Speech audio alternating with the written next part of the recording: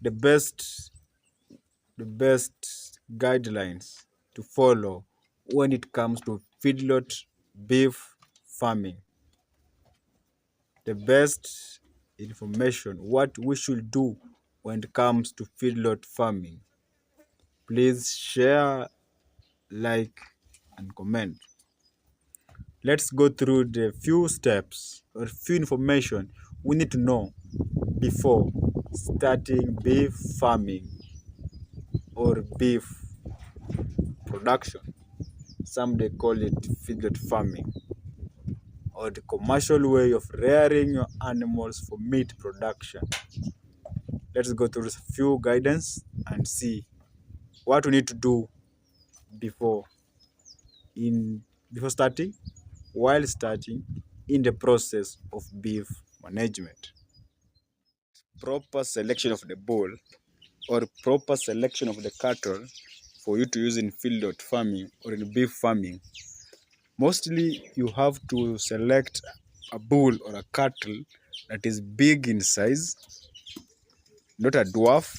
Select a breed, not a breed. Select a cattle that is long, within long height and length. It should be long, so as it will have the space for it to carry enough meat that will be now more profitable than selecting a cattle that is small or dwarf. So when you talk about selection of the bull for feedlot farming, select a bull that is big and long. Even when it is, how is it called? Emaciated, that is, doesn't have meat. Yeah, those are the best, so long as it is healthy. Even if it is thin, but it is healthy, it is a good animal to select. So long as it is big enough, that such animal will have enough space to carry on or to carry more meat. Because you can buy such an animal at the market at a lower price because it's very thin. When you bring it to your farm in a period of 90 days, or some can take 120 days, you will find that animal having you find that animal will do well, or it will give you a good profit because you bought it at a lower price at the market when it is thin. When it is 3 months in your farm, you find it is a good bull. So breed or selection of the animal, you should select big animals, but they can be thin also. So big animals that are good in feedlot farming, they do very, very much. Okay, it is also another thing that you should put more effort on: proper nutrition. Make sure you feed your animals on feeds that are of high nutrient value. The feeds should be of good quality or high quality feeds. So nutrition is another thing that you need to put more consideration on it. Feed your animals on fodder that is of high quality, high energy ration, high protein ration. Should have enough roughage. So make sure you get a good nutritionist who will balance for you the types of feeds that have the good nutritional value depending on the stage of your animal. At the growing stage, you have to increase protein. At the finishing stage, you have to increase energy. Such things, a good nutritionist, when you find him or her, she or he will advise you accordingly. So make sure you give your animals good feed that are of high quality, so as you'll be you'll be doing a good business. So make sure you feed your animals feeds that are of high quality. If you can see, this farmer is feeding his animal corn silage. corn silage. Corn silage, that is a full corn silage, or most full corn silage contain both energy and protein. So as we talk about maize silage, it does very well in terms of balancing the nutrients, since it contains high energy and high protein. If you're using Napier contain high carbohydrate, high energy, you'll have to supplement with some high protein feed. You can also use the feeds, the commercial feed, the concentrates. They also do well in boosting the animal. So we need a good yield in animal weight or meat. Make sure you do a bigger job in nutrition of those animals and storage of feeds. Proper management and storage of feeds. When we talk about proper management and storage of feeds, here we are mostly trying to control these feeds from being contaminated with any chemicals, any toxin, any hazard that can do away with the life of these animals. So proper management and proper storage of these feeds is a crucial thing when it comes to beef farming and beef management. So you should be having good personnel at your farm or at your location or your area. So these personnel, these people, you will educate them, you will guide them on the best on how they will be managing these feeds from the farm or from the gardens through chopping, all the process till feeding of the animals to the animals. All this should be done in a safe way and in a healthy way for you not to interfere with the health of the animal. They should be stored at a normal temperatures where there is no chemicals, where there is no other hazardous things. Yeah. So management and the storage of these feeds, be it concentrate or fodder, they should be stored in an area whereby they will not be contaminated via or with any form of toxin, because we know any contamination of feed can lead to aflatoxin, that is mostly in grains, which will lead to poisoning your animal. Still under management, you can provide your animals with feed additives. These feed additives, they do very, very much well in we have some that do growth promoters. They have some hormones that they promote the growth of the animal, weight gain of the animal. These additives, you can use them in your farm and they will facilitate faster growth and development of meat to your animals.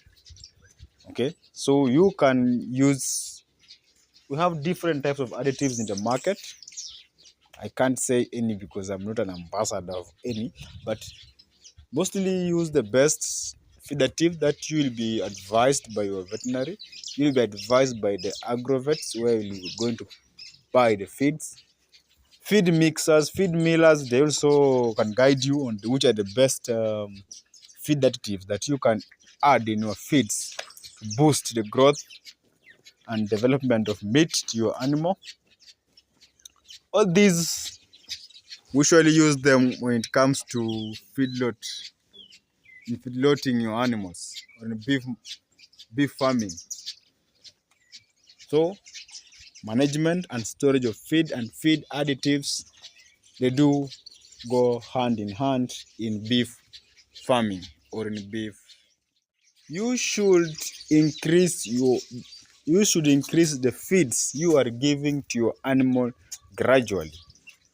Assuming from the market your animals are having a small amount of weight, as they increase the weight, you are going to be increasing the amount of feed you are going to give to them, since you are feeding your animal basing on the live weight. So as you take the weights of these bulls or of these cattle, every time you take the weight, you find there is an increase. You are going to do what? You are going to do a fresh calculation whereby you are going to increase their feeding basing on their body weight increasing. For our case, we feed our animals on 5.5% of their body weight. So anytime you measure, be it once a week, after 2 weeks, monthly, any increase in weight, it will lead to an increase in feeding of both fodder and concentrates. So the feeds will be increasing gradually. This means you can start feeding your animals at 4 kg a day of fodder. The time you will be slaughtering or selling these cattle, you are going to be selling it at you are going to be selling it when it is feeding an average of 10, let's say 10 to 14 kg a day. So as it increases in its weight, you also increase the feeds, both fodder or pasture and concentrate. Same time, you need to give your animals clean water. Water is an essential tool when it comes in beef farming. Remember, these animals, they are not going anywhere. You have enclosed them in one place. You are the mother, you are the father, you are the guardian to these animals. You are going to be giving them whatever they need on time. So water is one of them. Once you give any living thing feed, you must give them water. Even plants, they require water for growth and development. Same to animals. You need to give them clean water. Yeah, not like for plants. They say that water do same as clean water for plants. Same as animals. No, different to animals. Animals, you must give them clean water. Water that is free from any contamination, any diseases, any germs. Remember, when you give them clean feeds, clean water, the rate of disease development in your farm will be zero or very little. So give them clean water, be it from the river, be it from the well. You can drill your own water. Just clean water, give them, and don't measure the amount of water giving or your animals are taking. Just make sure you have water troughs in your pen where the animals will be feeding freely or free choice. Always make sure the feeding troughs are very clean. The feeding troughs are very clean, containing clean water, so as the animals will not be having any challenge when it comes to acquiring water. Okay, so we have talked about water. We have talked about gradual increase in weight. We have talked about feed management and storage. We have talked about proper selection of bulls. We have talked about proper nutrition. Yeah, proper nutrition. These are the feeding troughs or water troughs. So when you follow such information, you will be good to do in beef farming. We're going to talk about proper housing. When we say proper housing, you just need a simple structure that will be pocket friendly for you not to incur too much investment when it comes to preparation or at the beginning of your investment in beef farming. So proper structure, just make sure you construct a structure that is simple and simpler to you or basing with your pocket, you can construct a structure that is going in relation to your pocket. First, for our case, just made a simple structure, as you can observe, a very, very simple structure. That is, we are only just making all the way.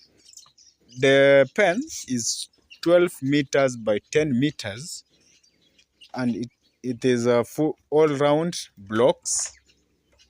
We build it all round, it is block in shape.